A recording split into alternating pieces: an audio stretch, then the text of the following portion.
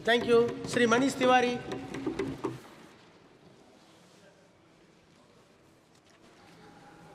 धन्यवाद सभापति महोदय। महामहिम राष्ट्रपति जी के अभिभाषण में इस सरकार की जो पिछली 10 वर्ष की कथाकथित उपलब्धियां रही हैं उसका बहुत ही विस्तार पूर्वक उल्लेख किया गया और इसीलिए मुझे मजबूर होकर ये बात कहनी पड़ रही है कि किसी भी सरकार का मूल्यांकन 5 बिंदुओं पे होता है। सबसे पहला राष्ट्रीय सुरक्षा, दूसरा आर्थिक विकास, तीसरा संस्थाओं की स्वायत्तता, चौथा अंतर्राष्ट्रीय रिश्ते या कूटनीति और पांचवा सांप्रदायिक सौहार्द।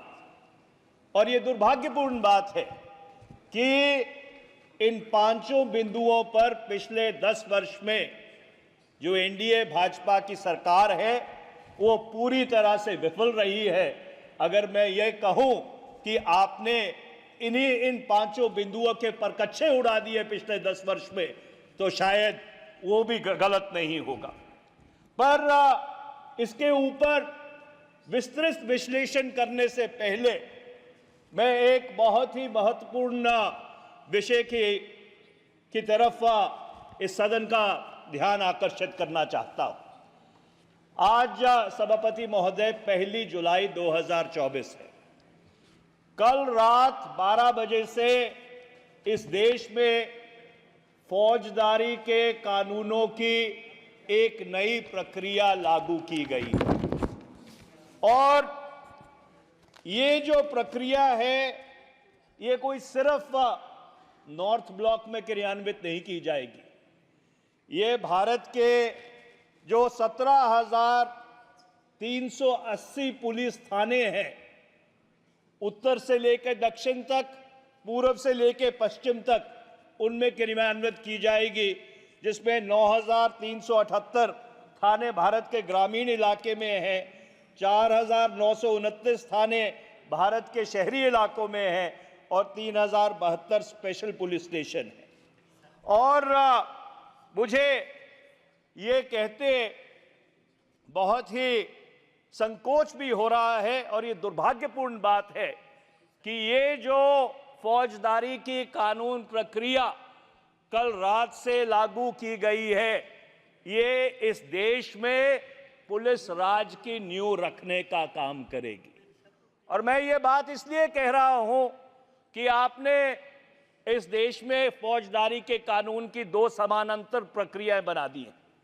एक प्रक्रिया कि 30 जून 2024 12 बजे से पहले जो मामले दर्ज किए गए थे, जो अदालतों के सामने हैं, वो तो पुराने कानूनों के तहत उनके ऊपर फैसला किया जाएगा और 1 जुलाई 2024 या 30 जून 2024 रात 12:01 के बाद जो मामले दर्ज किए गए हैं या किए जाएंगे और जो मामले अदालतों के सामने जाएंगे वो ये नई जो आपने प्रक्रिया बनाई है उसके तहत उनका फैसला होगा।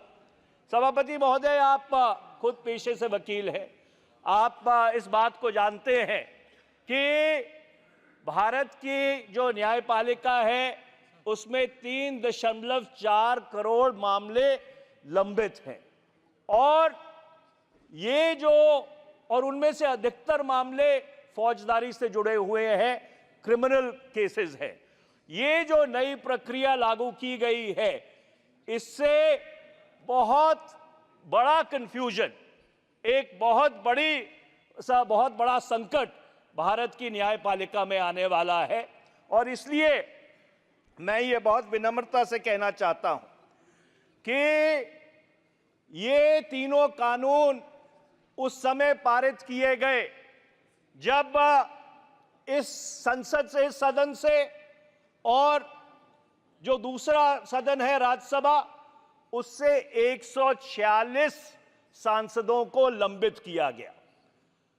तो इसलिए ये जो कानून है ये इस सदन के या राज्यसभा की जो कलेक्टिव विजडम है उस कलेक्टिव विजडम को रिफ्लेक्ट नहीं करते और इनमें बहुत बड़ी खामियां हैं और मैं कुछ खामियों का उल्लेख करना चाहता हूं क्योंकि ऐसा नहीं है कि ये कानून सिर्फ बीजेपी शासित राज्यों में क्रियान्वित किए जाएंगे, ये पूरे देश में क्रियान्वित किए जाएंगे और इसका नकारात्मक प्रभाव इस देश की 140 करोड़ जनता पे पड़ने वाला है। सभापति महोदय, उच्चतम न्यायालय ने फैसला दिया था कि कोई भी अगर पुलिस थाने में जाता है तो उसकी एफआईआर दर्ज होगी।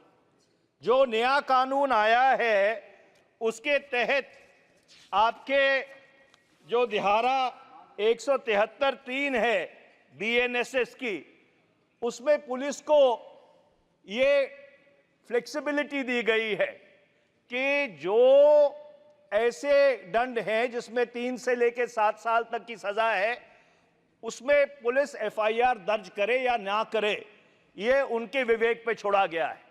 इसका परिणाम क्या होगा?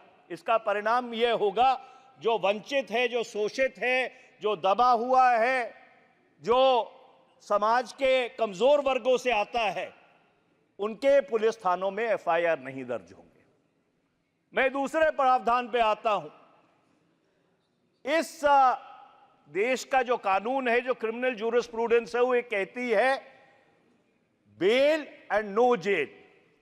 पर जो कानून आप लेके आए हैं, जो सरकार लेके आई है, वो एक चीज बिल्कुल सुनिश्चित कर देती है कि जो व्यक्ति गिरफ्तार हो गया उसकी 60 से लेकर 90 दिन तक जमानत हो ही नहीं सकती, चाहे वो जो जमानत का ट्रिपल टेस्ट है उसको क्यों ना पास करता हो, क्योंकि जो जांच अधिकारी है वो 60 से लेकर 90 दिन तक कभी भी आपकी पुलिस कस्टडी मांग सकता है।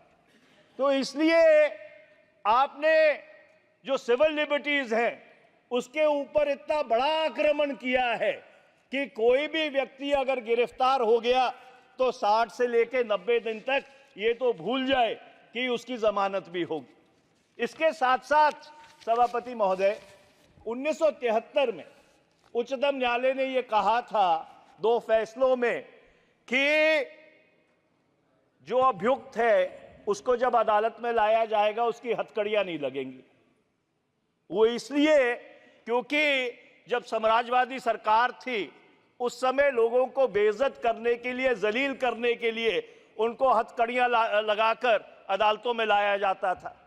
आपने इस कानून के माध्यम से एक तरफ तो आप ये कह रहे हो कि हम वो साम्राज्यवादी कानून खत्म करना चाहते हैं और दूसरी तरफ आपने हथकड़ियां वापस ले आए हो।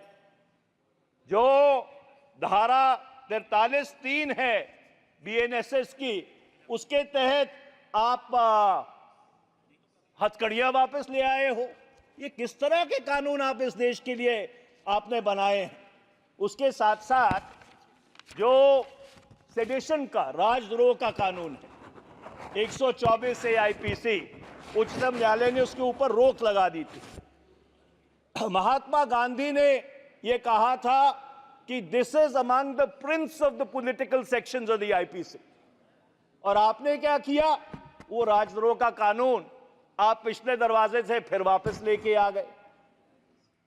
तो एक तरफ तो आपने जाके उच्चतम न्यायालय में यह कहा कि हम सेडेशन के तहत कोई मामला देश में दर्ज नहीं करेंगे, और वो मामला उच्चतम न्यायालय में लंबित है और आपने नए कानून लाकर वो फिर राजद्रोह में पिछले दरवाजे से आप वापस ले आए। तो मेरा ये कहना है, क्योंकि बाकी बिंदु भी है जिनके ऊपर मेरे को वापस आना है, मेरा यह कहना है सदन से कि इन तीनों कानूनों पे तुरंत रोक लगाई जाए। इन तीनों कानूनों को दोबारा से इस सदन के समक्ष रखा जाए, उसको ज्वाइंट पार्लियामेंट्री कमेटी को, संयुक्त संसदीय समिति को भेजा जाए, उनकी दोबारा से समीक्षा हो। नहीं तो आज मैं बहुत जिम्मेवारी से यह बात कह रहा हूं कि जो काम सरकार ने किया है उससे इस देश में पुलिस राज की नींव रखी जा रही है। अब मैं राष्ट्रीय सुरक्षा पे आता हूं। सभापति महोदय, ये दुर्भाग्यपूर्ण बात है कि पिछले 4 वर्ष से चीन हमारी सरजमीन में घुसा हुआ है।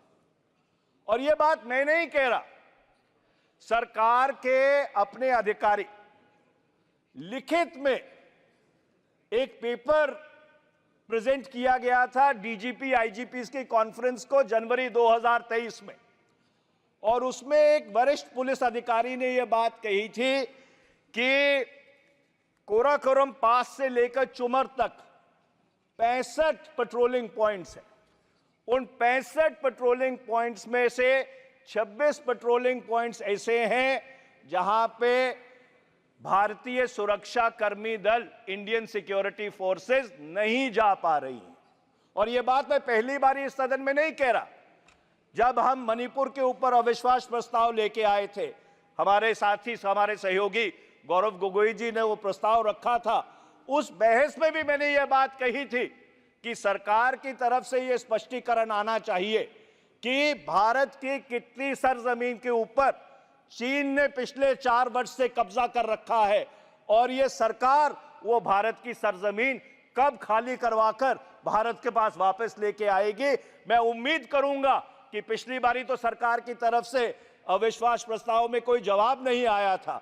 आज राष्ट्रपति अभिभाषण के ऊपर जब 4 वर्ष चीन के उस ट्रांसग्रेशन को हो गए, उस घुसपैठ को हो गए, सरकार की तरफ से यह जवाब आएगा कि कितनी भारत की सरजमीन चीन के कब्जे में है और कब सरकार वो जमीन खाली कराने जाएगी। मैं आर्थिक विकास पे आता हूं। हमारे कई साथियों ने इसके बारे में बहुत विस्तार पूर्वक उल्लेख किया है। सभापति महोदय, अगर इस चुनाव में कोई 2 बड़े मुद्दे थे तो एक था महंगाई और दूसरा था बेरोजगारी।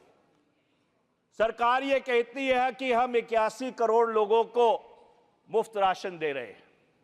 मैं सरकार को याद कराना चाहता हूं कि 2013 में ये यूपीए की सरकार थी जो फूड सिक्योरिटी एक्ट लेके आई थी, और उस समय इनका क्या रवैया था, शायद इनके जो साथी उस लोकसभा में रहे हों वो उनको भली भांति याद होगा।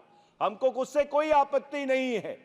आप 81 करोड़ नहीं, 140 करोड़ लोगों को अगर निःशुल्क अनाज देना चाहते हैं, हमको उससे कोई आपत्ति नहीं है, हम आपका समर्थन करेंगे। पर मैं आपसे पूछना चाहता हूं, रोजगार कहां है? कि पिछले 10 साल में जो आपने भारत के युवाओं से वायदे किए थे कि 2 करोड़ नौकरियां हर साल आप मुहैया कराएंगे, 10 साल में 20 करोड़ नौकरियां बनती है, वो 20 करोड़ नौकरियां कहां है? भारत का युवा आज ये सवाल पूछ रहा है कि हमारे भविष्य के लिए, हमारे रोजगार के लिए, हमारी तरक्की के लिए, हमारी प्रगति के लिए ये एनडीए भाजपा सरकार ने पिछले 10 वर्ष में क्या किया और अगले 5 वर्ष में ये क्या करने जा रहे हैं, उसका माननीय राष्ट्रपति के अभिभाषण में एक शब्द का उल्लेख भी नहीं है, जिससे यह बात बिल्कुल साफ होती है कि ये जो सरकार है वो बिल्कुल it has run out of ideas, वो आइडियाज वहीन है, और इनके पास ना ही कोई कार्यक्रम है, ना ही कोई नीति है कि किस तरह से इस देश में रोजगार पैदा होगा। जो तीसरा बिंदु है सभापति महोदय, वो है संस्थाओं की स्वायत्तता। और हमारे शिवसेना के जो साथी हैं उन्होंने बोलते हुए इस चीज का उल्लेख किया था कि कोई भी लोकतंत्र उतना ही शक्तिशाली होता है जितनी शक्तिशाली उनकी संस्थाएं होती हैं। और पिछले 10 साल में जिन संस्थाओं के ऊपर ये लोकतंत्र खड़ा है उसको कमजोर करने की पूरी कोशिश की गई है। उसका सबसे बड़ा जीता जागता उदाहरण ये है कि चुनाव आयोग, जो इस भारत के लोकतंत्र का एक निष्पक्ष आर्बिटर होना चाहिए, उसकी जब आप इलेक्शन कमिश्नर्स की सिलेक्शन करते हैं उसमें आपने न्यायपालिका से एक भी व्यक्ति को नहीं रखा। ये किस तरह की स्वायत्तता है कि प्रधानमंत्री जी रहेंगे, सरकार के मंत्री रहेंगे, पर न्यायपालिका से कोई व्यक्ति उसमें नहीं रहेगा। इससे जो भारत का चुनाव आयोग है और किस तरह से वो चुनाव आयोग के कमिश्नर चुने जाते हैं, उसके ऊपर बहुत बड़ा प्रश्न चिन्ह लगता है। मैं आखिरी बात, क्योंकि आपने घंटी बजा दी है और मुझे ये आदत नहीं है कि उसके बाद मैं अपना भाषण जारी रखूं, पर मैं एक बात या दो बातें कह के अपनी बात समाप्त करूंगा कि जो चौथा बिंदु है वो है सांप्रदायिक सौहार्द। और पिछले 10 वर्ष की जो ध्रुवीकरण की एनडीए भाजपा सरकार की नीति रही है, जिसको अंग्रेजी में कहते हैं keep the temperature on a slow boil, उसका जीता जागता प्रमाण वो है जो पिछले 1 वर्ष में मणिपुर में हुआ। और इसलिए मैं सरकार को आगाह करना चाहता हूं कि इस चुनाव ने एक संदेश भेजा है। जो एनडीए भाजपा की अयोध्या में हार हुई है, उससे एक संदेश भेजा है कि भगवान राम की अगर आप याचना कीजिए, वो तो इस देश को मंजूर है, पर अगर आप धर्म का इस्तेमाल राजनीतिकरण के लिए करेंगे तो वो एक देश को कतई मंजूर नहीं है। और ये बड़ा साफ संदेश इस चुनाव के माध्यम से ये एनडीए भाजपा सरकार को भारत की 140 करोड़ लोगों ने भेजा है। और अंत में मैं अध्यक्ष जी यही एक बात कह के अपनी बात खत्म करता हूं कि वक्त की आंखों ने वो फलक भी देखे हैं, वक्त की आंखों ने वो फलक भी देखे हैं कि लम्हों ने गलती की और सदियों ने सजा पाई है। और दुर्भाग्यपूर्ण बात यह है कि एनडीए भाजपा की सरकार के पिछले 10 वर्ष में गलतियां ही गलतियां हुई हैं। बहुत बहुत धन्यवाद।